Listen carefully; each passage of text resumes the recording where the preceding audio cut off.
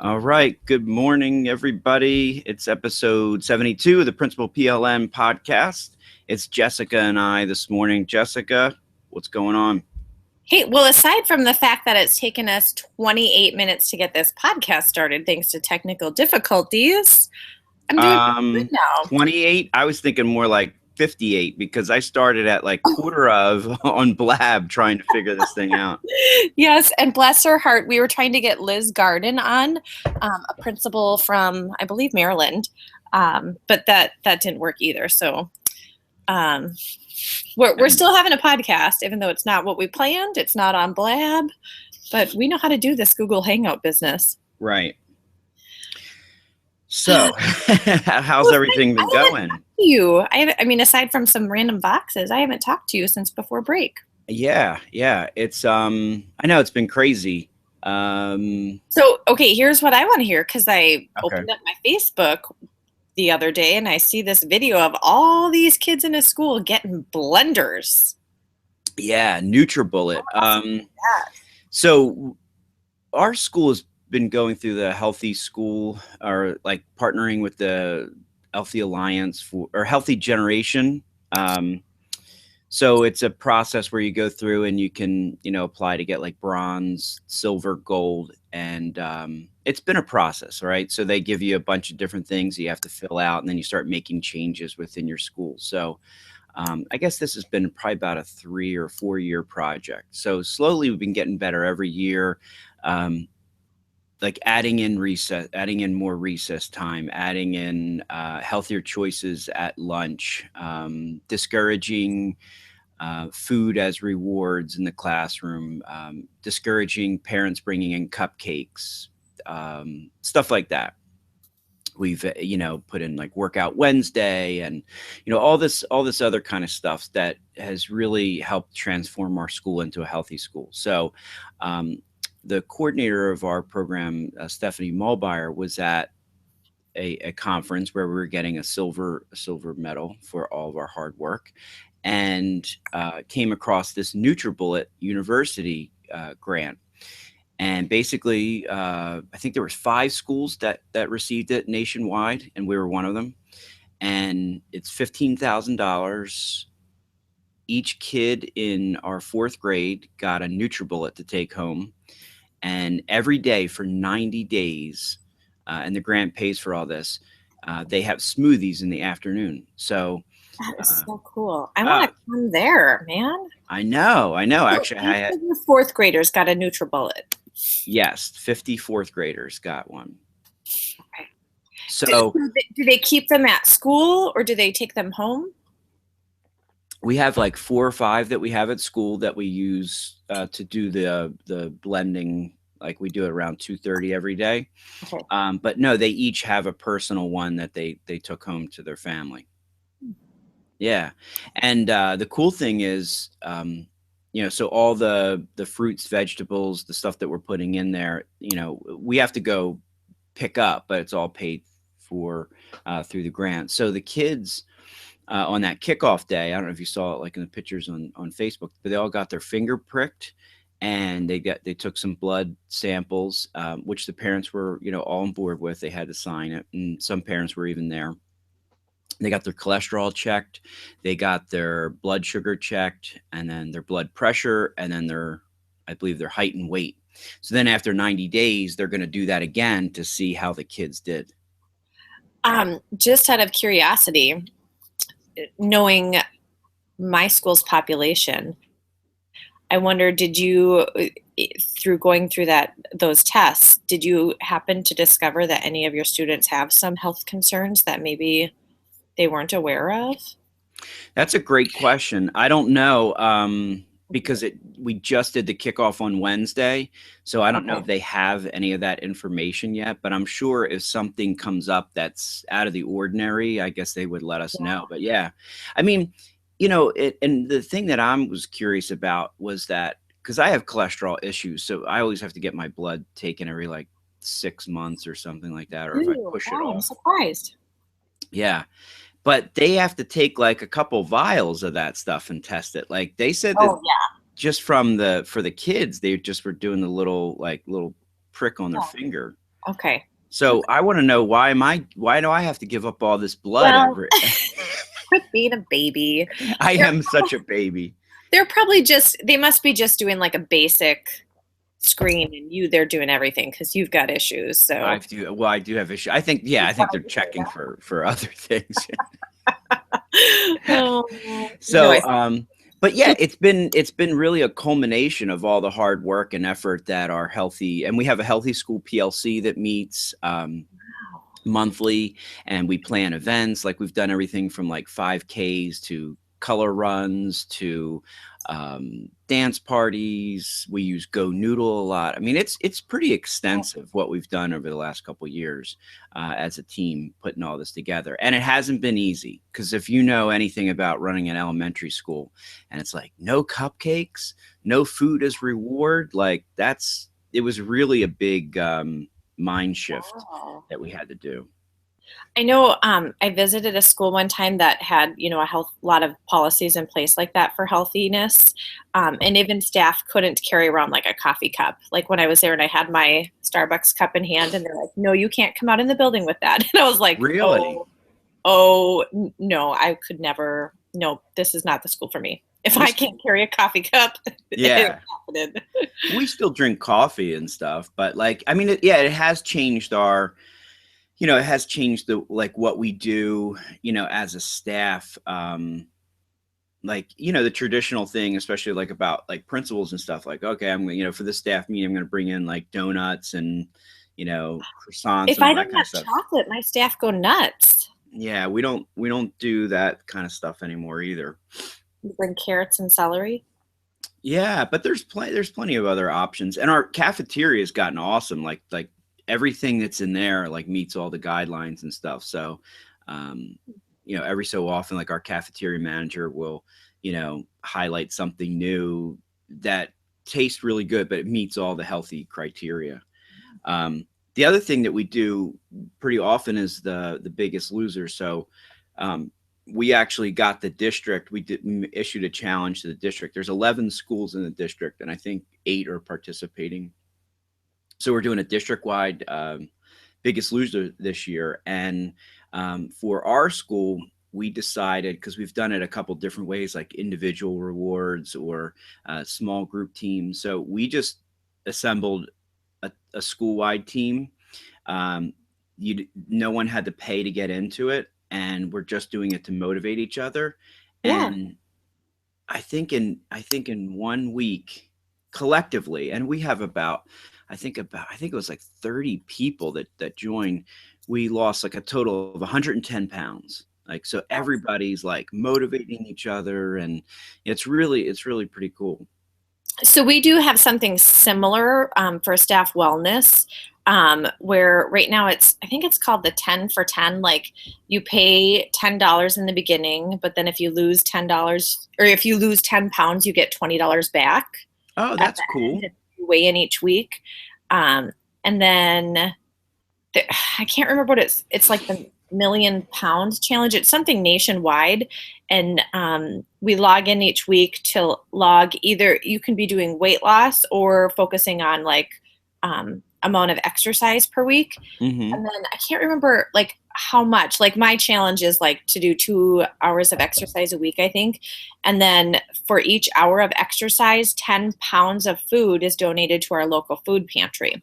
Oh, that's And so cool. together, as we are logging in and recording this, then food is being donated to that in our community. Uh, Hmm. Yeah, that's pretty cool. Yeah, I mean, I think it's important to do this kind of stuff, and also to for us as educators to model, healthy lifestyles because so often I think our kids, they have. Well, at least this is where it hit me, right? So when we were talking with the a representative from the Alliance for Healthy Generation, and I fought it for a while too. I was like, I don't understand why you can't use food as reward, or you can't, have cupcakes. Like, what's the big deal? And it's interesting the way the guy was explaining it and what the research shows is like we get kind of imprinted on how we look at food at an early age. So if every time that you do something great, it's like, okay, let's go out to dinner or let's eat, and we start having these like associations with food that it's like like it's reward, like you did this, like, oh, I worked out today, so now I can eat more, and that's what kind of gets us tripped up as adults.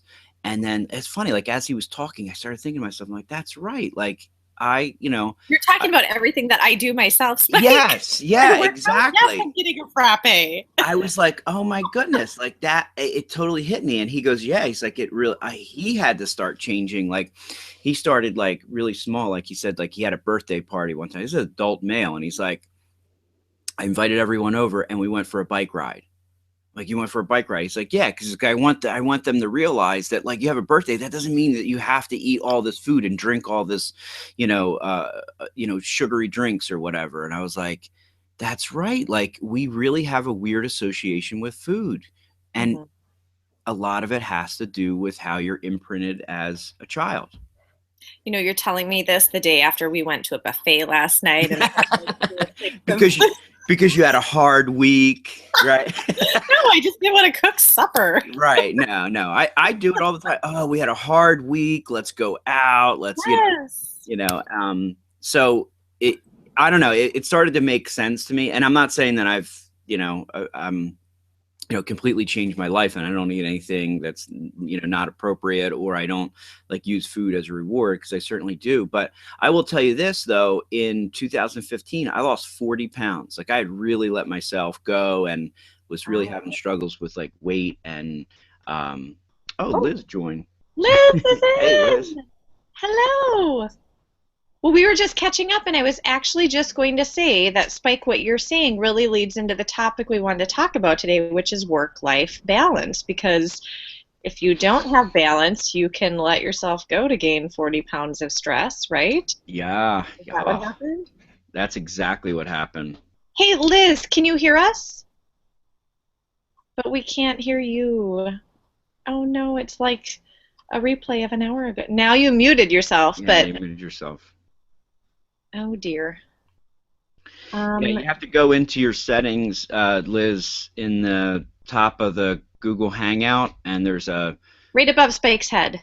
there's a settings bar in there. Just make sure that your microphone, the proper microphone, is turned on. I know this because I've been on the other side of that so many times where people are telling me, So, yeah, as she's working on her yeah, poor microphone Liz there. has been trying to be joining us forever for the first time.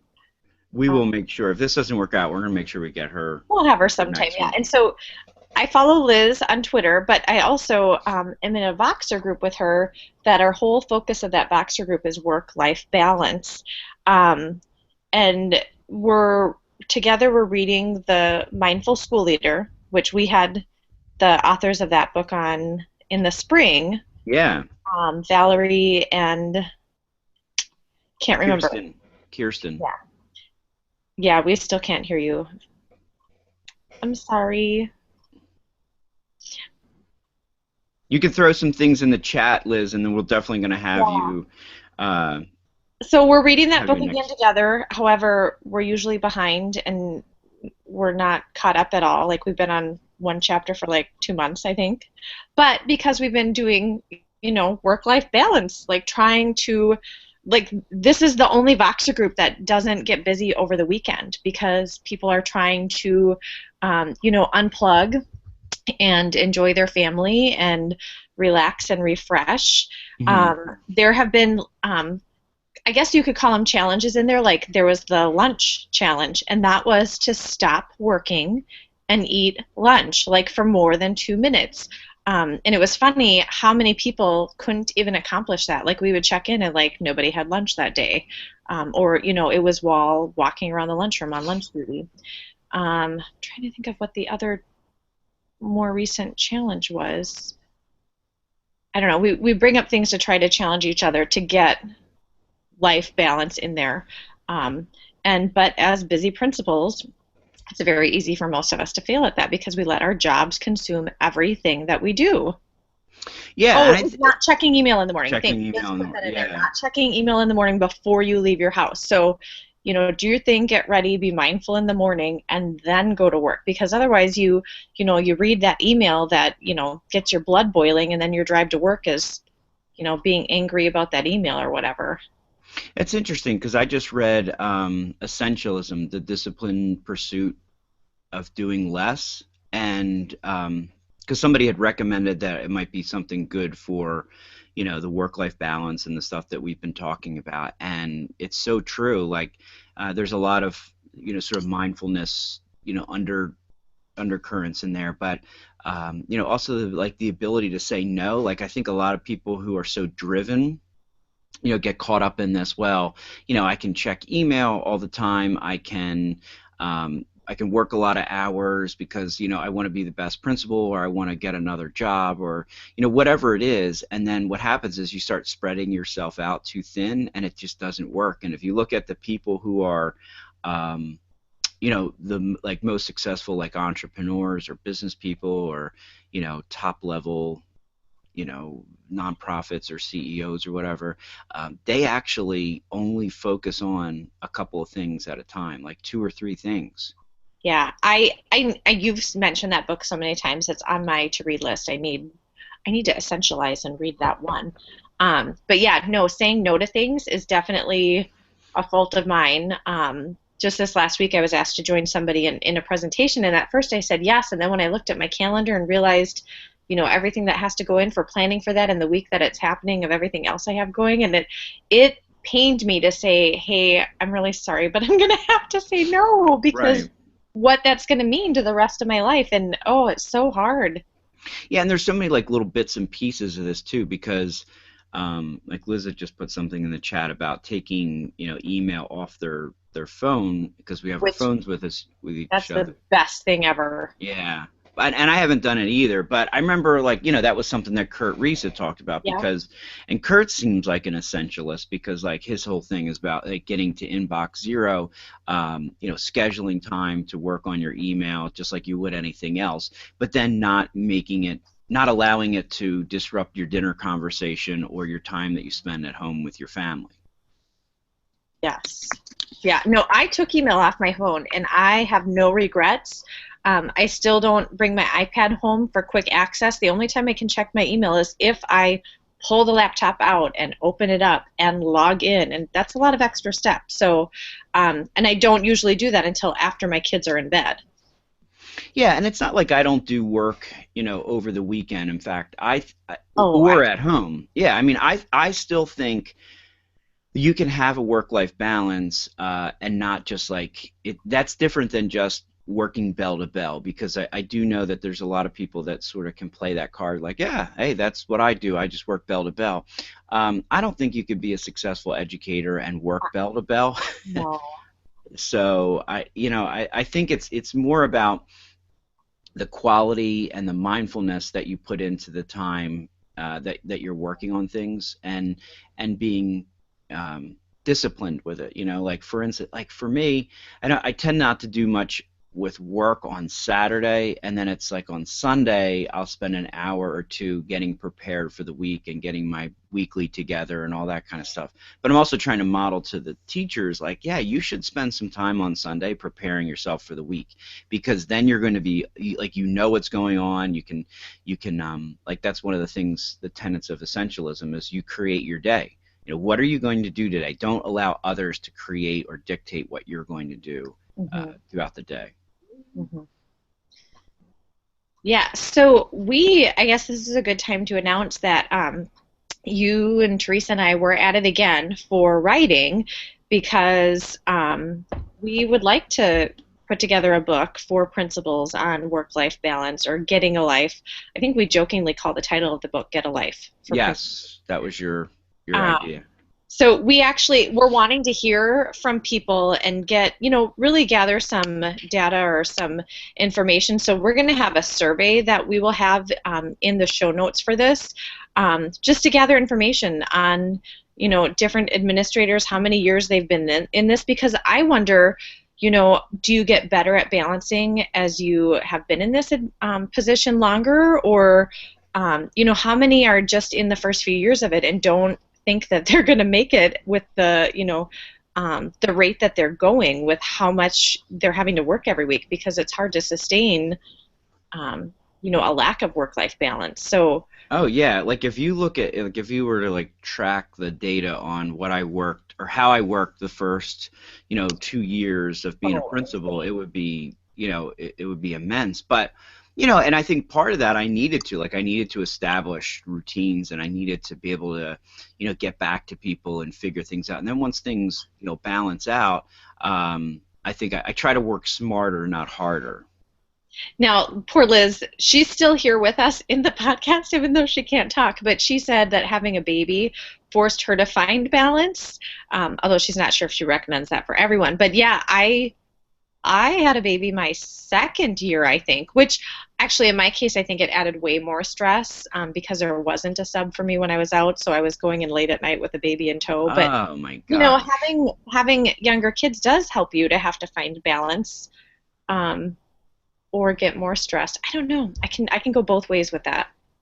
Yeah, and then when they get older, you're able to go back to doing things because they're more independent. Like my kids are 8 and 11 now, and it's so much easier. I think. I mean, in many ways, it's more challenging because they're going through that sort of preteen stage, but their independence has soared, and therefore I don't feel as guilty about either going out for a run or going to the gym or something Mhm. like that.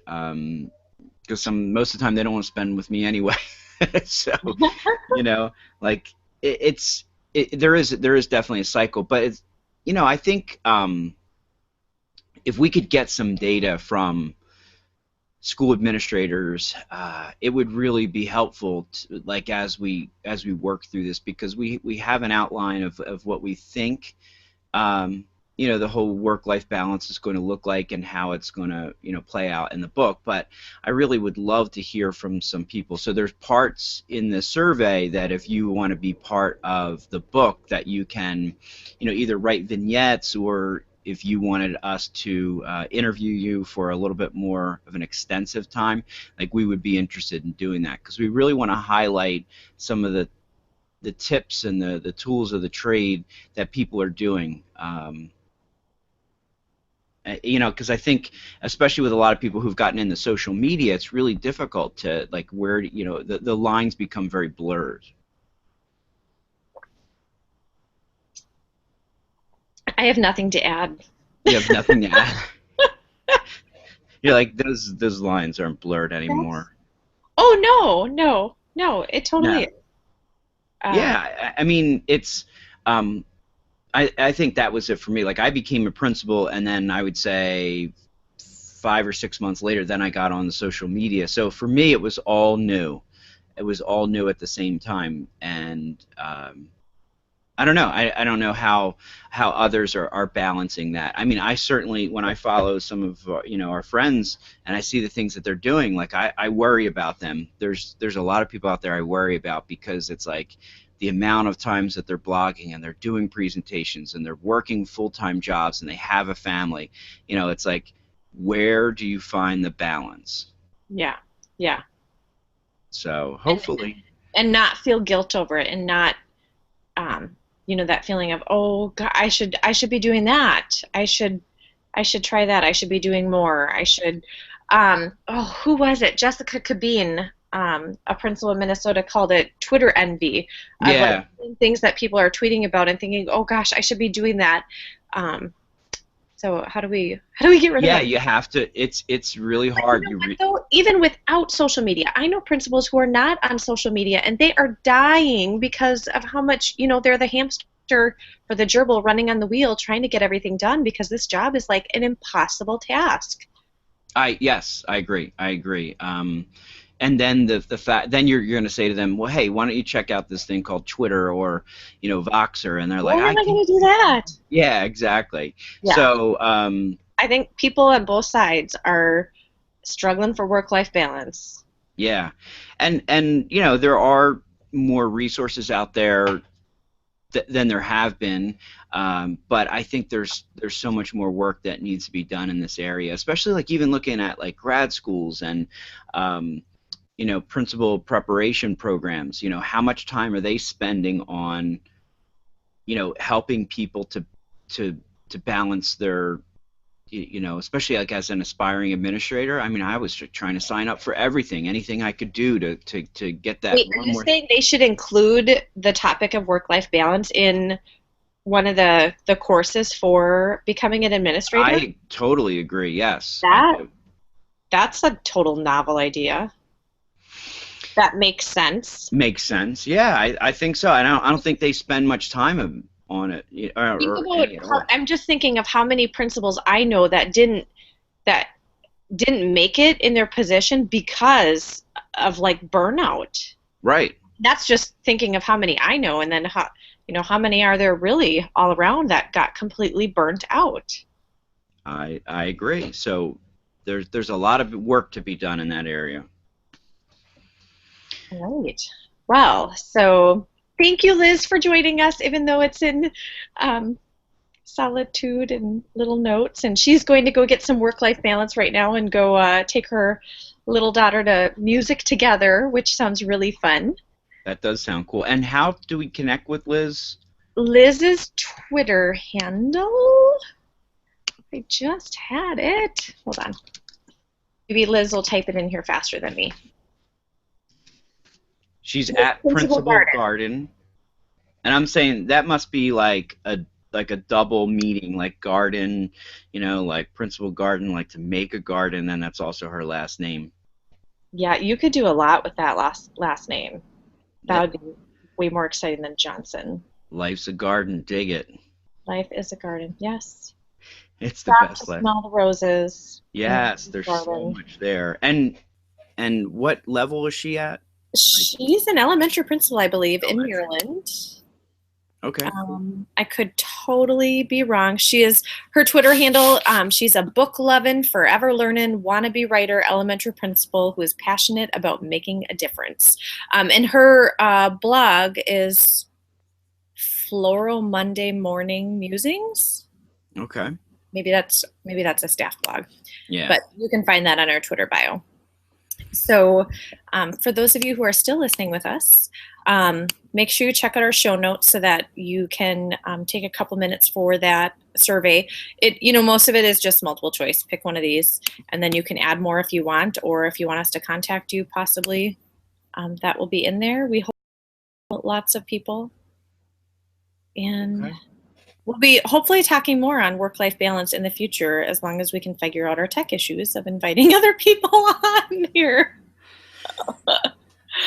All right. All All right, right. Jess. What do you have Okay. to say? Principal PLN out.